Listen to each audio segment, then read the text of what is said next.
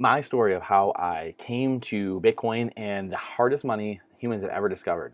This is a journey that has taken 12 years, ever since I was a senior at Michigan State University, playing hockey there and seeing the great financial crisis unfold and watching really from the political end of the spectrum, where I had been involved for 10 years, from 2000 to 2010-ish basically, but 2008 and 9 when that was happening, seeing John McCain leaving the trail, going and voting on spending bills and TARP bills and bailout bills, and Bush starting all that, and seeing that and being like, wow, I thought you guys were the party of fiscal responsibility and budgets and limited government and things like that, and all the jawboning that the Republicans did, and then seeing them subsequently lose and going back on their platform, I guess we'll call it. I guess you can call it that.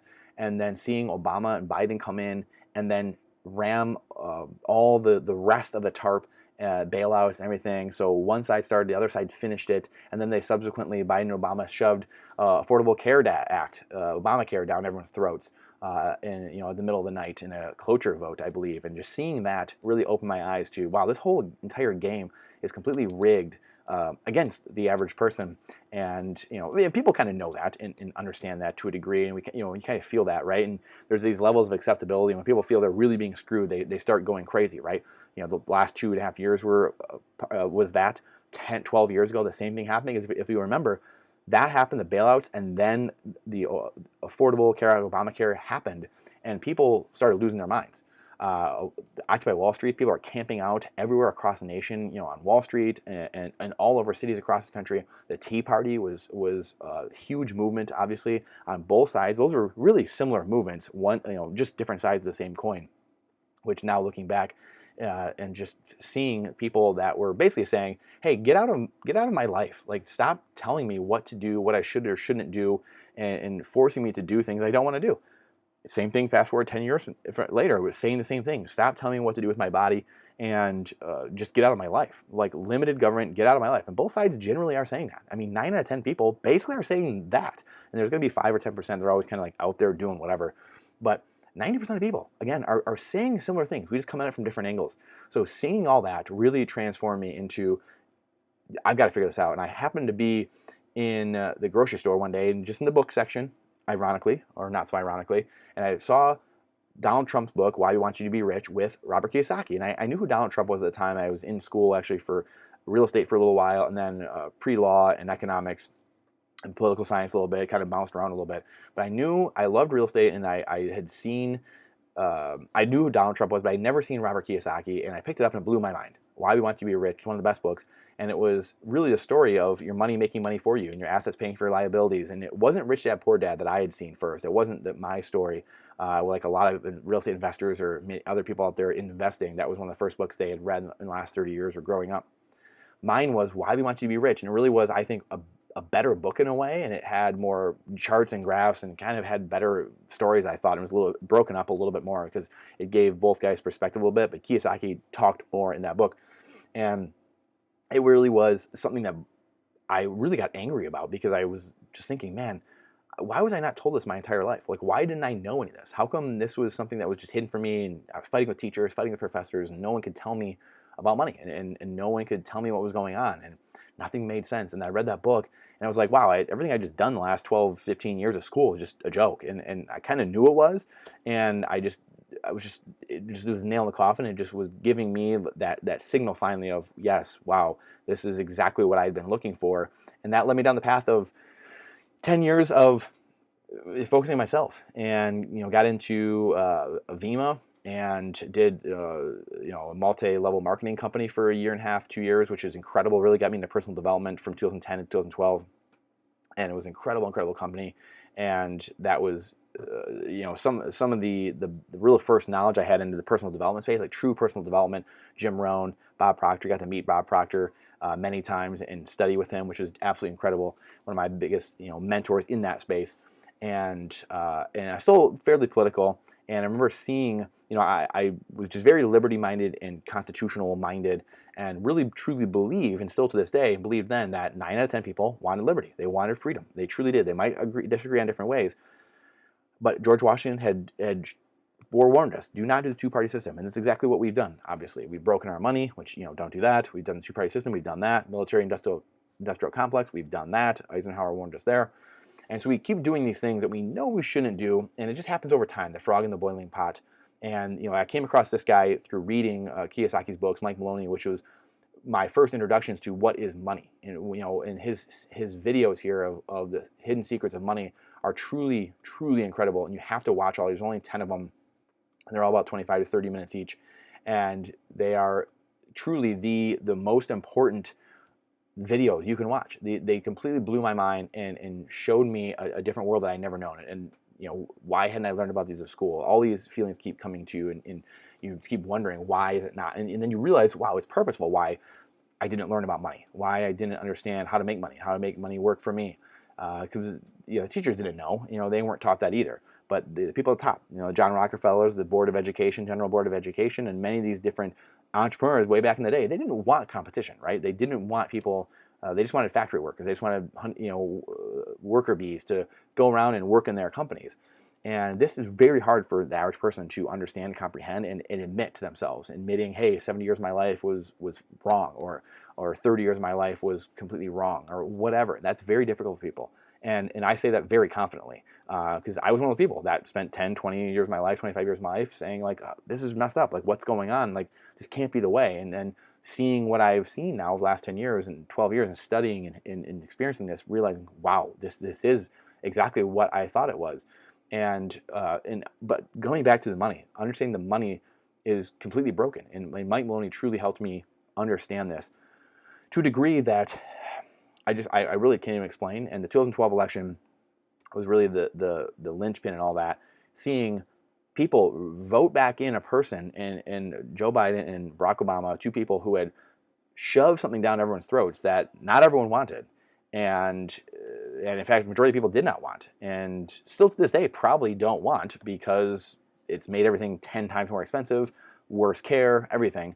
And so I realized then, by them getting voted back in, most people didn't understand what was going on. Most people really had no idea what was going on in the path we were on. So that led me down 2012 on to, okay, I got to really double, triple, 10x down on my personal development, my skill building, got into real estate, did real estate, investing, helping people buy and sell, stuff like that. I did that for years.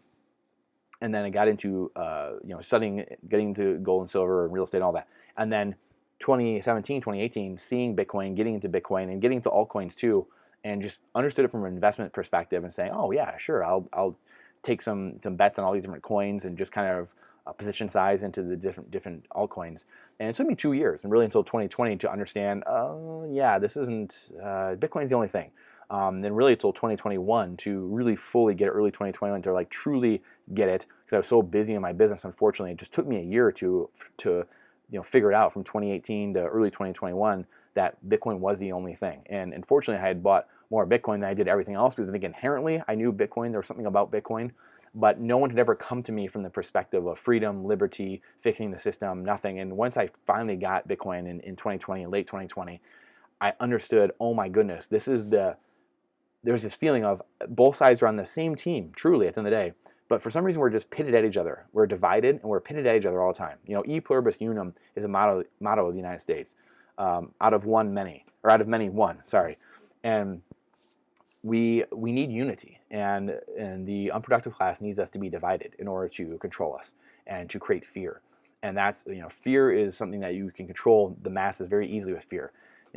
That's what the higher ups need in order to keep people divided and to pit each other against each other, put each other in the Coliseum, red versus blue, black versus white, man versus woman, old versus young, and keep us fighting. So that way they can clip coins and debase the money, because the money is the game at the end of the day. And reading from Creature from Jekyll Island and Mike Maloney got me into all these things, understanding currency is just claim checks, just banknotes that were redeemable by something of value, which was gold and silver for a long time. And now the new thing, as I have studied and learned over the last 3 or 4 years, is Bitcoin. And understand that will be the monetary standard going forward. And it might take 5, 10, 15, 20 years. Maybe it'll take longer than I think it will.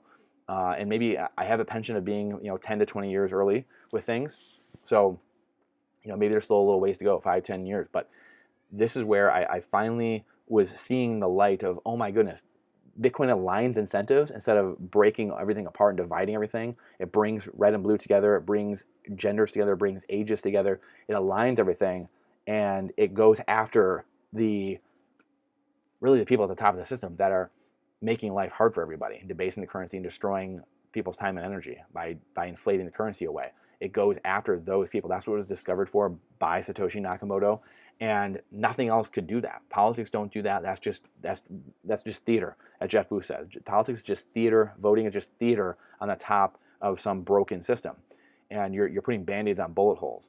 And at the end of the day, you have to fix the money. As the Rothschilds say, if I care not who makes the nation's laws. If I control the money, I control the world. And if you understand that, you understand central banking, and then you understand how the politicians work, right? You have central banks and all of them up here, up top, the Bank of International Settlements and the IMF, International Monetary Fund, stuff like that. And the politicians are down here, and then we're way down here. So the politicians, the media, they're just kind of like the puppets and the mouthpieces and the megaphones, kind of spitting out what the higher ups want the masses to hear. So once you understand the money at the top, and he who has the gold makes the rules, he who has the Bitcoin makes the rules, he who has the power to print the currency makes the rules and gets to spray it at will and steal the time and energy, because that's what inflating currency or counterfeiting currency is. It's stealing the purchasing power of everyone else who holds that currency, accruing it to the person closest to the printer, and then just spraying it wherever they want. Reparations, ad campaigns, propaganda, leaflets out of a plane, whatever kind of propaganda you want to put out there. It's putting it out there to shape a narrative for what you want people to believe. That's all it is at the end of the day. So understanding truly in the last year or two, I really started to understand what is money. I think that is the number one question people have to ask themselves. But you have to, number one, go look at his channel. His channel is incredible. He has a gold and silver dealership. Take one of the first people out there to take Bitcoin for his product at all. Ironically, it was a gold and silver company. So an incredible man. Owe a lot of my journey to him, and very grateful for him. And he, just a very selfless person, giving a lot of his time, energy for 10, 12, 14 years, putting out books, putting out videos, and changed my life, changed my family's life, and getting in sound money, saving in something that's finite, and ultimately led me to Bitcoin. And being open and being knowing what I don't know, and understanding that there could be other things out there. And still, I still leave a chance open that there could be something else. I think Bitcoin, once you invent the wheel, there's really no going back after that. We've kind of found the wheel, the first mover with, I shouldn't say the first mover, it's not the first e-cash or e-money that there's been. It's a combination of decades of putting things together into what Bitcoin is. And now Bitcoin is being copied all the time by all these other altcoins because it's open source. That's the beauty of it. It's attacked all the time. It's copied, and people try to do their own thing with it, and everything continually fails against Bitcoin. Because Bitcoin is that fire discovery. It's that wheel discovery, and now we have it. And so once you have it, now value starts accruing to it over time, and you don't need to worry about other things. You don't need to go try to reinvent another wheel when your wagon already has 4 on them. So that's really my story in a nutshell, and how I came to Bitcoin, and how it's going to change everything. It's going to change real estate. It's going to change all investing. It's going to change the way we live. It's going to change farming as we go, and agriculture and food. And it's going to change, the coolest thing is it's going to change the environment. People cleaning up the environment with Bitcoin mining is going to change how people are banking and sending value back and forth and money back and forth, and how people that can't be banked or unbanked or underbanked all across the world, or can never even have assets or property, now can have that if they have an internet connection and some type of smartphone. They don't even need a smartphone, actually. They got Bitcoin nodes on satellites. Bitcoin nodes have been done through ham radio now, transactions. So it can be done really anywhere, anytime, any way. And we are now in that era. We're now officially in the information age, where the information age started a decade or two ago, but it really started now, in the last 10 years, really when you can start to send value across the internet, because now we have digital scarcity for the first time ever. So that is my story and how I came to it, to Bitcoin. And that's, many people ask me, how I got here, and Bitcoiners and people in general, and people in general have a hard time. People try to persuade people to the way they believe, but they just say, hey, believe this because I believe it. And you have to go through the story. You have to go through why you got to a certain place and show the layers of everything, because it doesn't make sense until you show the layers of how you got there. It's not that I'm a genius, or it's like I'm some guru trader. That's not it at all. I just have a history of politics, monetary history, sound money, Austrian economics, political history, American history, like all these different things that led up to understanding sound money, business history, investing history, and all that led up to when I finally was presented Bitcoin in the right way and saw it, a few years ago, 2 years ago. Then I was able to say, oh my goodness, this is it. This is what I've been looking for forever, that can align people and get out of the red versus blue, the fighting, the infighting, and all these band-aids on bullet holes at the end of the day, as I called it a lot, just band-aids on bullet holes. I like to get down to the root problem. What's the root problem? You fix the money, you fix the world. If we can heal things from the inside out, we have a much better chance of surviving than having gangrene or having a bullet hole and then just slapping band-aids and gauze on it. That's not going to do anything. That's all politics is. That's all voting is. It's just theater at the end of the day. As Rothschild say, I care not who makes the nation's laws. If I control the money, I control the world. I appreciate you for listening in. Please let me know about your story in the comments. Like and subscribe to the channel. Please let me know, like I said, about your story and how it might differ or might be similar to mine. So I appreciate you. Your time and your energy is the most important asset we have. And I look forward to seeing you on the next one.